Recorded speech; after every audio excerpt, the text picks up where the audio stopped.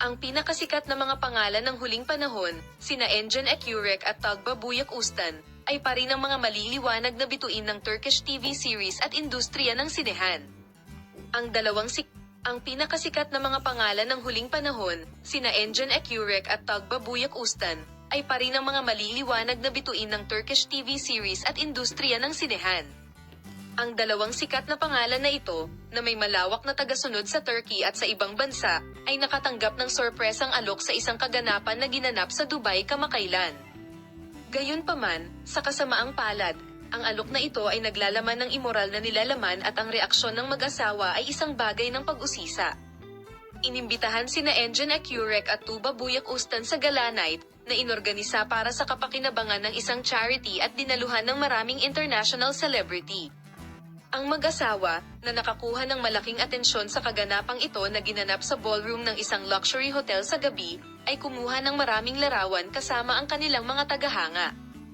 Noong gabi ring iyon, ang isa sa pinakakilalang mayamang mag-asawa sa Dubai ay pumunta kina Engin Ekürek at Tuğba Buyak Ustan at inanyayahan sila sa isang pribadong pulong. Ang pag-uusap na ito, na nagsimula bilang isang inosenteng pagpupulong sa pagitan ng mga tagahanga, ay naging ganap na naiibang direksyon sa alok na ginawa. Ang pinakasikat na mga pangalan ng huling panahon, sina Engin Ekürek at Tugba Buyak Ustan, ay pari ng mga maliliwanag na bituin ng Turkish TV series at industriya ng sinehan. Ang dalawang sikat na pangalan na ito, na may malawak na tagasunod sa Turkey at sa ibang bansa, ay nakatanggap ng sorpresang alok sa isang kaganapan na ginanap sa Dubai kamakailan. Gayunpaman, sa kasamaang palad, ang alok na ito ay naglalaman ng immoral na nilalaman at ang reaksyon ng mag-asawa ay isang bagay ng pag-usisa.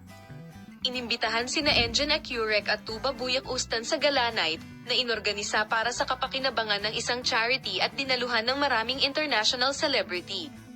Ang mag-asawa, na nakakuha ng malaking atensyon sa kaganapang ito na ginanap sa ballroom ng isang luxury hotel sa gabi, ay kumuha ng maraming larawan kasama ang kanilang mga tagahanga.